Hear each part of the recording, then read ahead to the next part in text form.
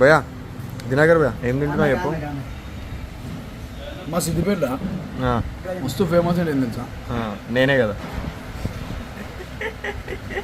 ఫేమసే, ఫుడ్లో ఫేమస్ అని తెలుసా? సర్వపిండి.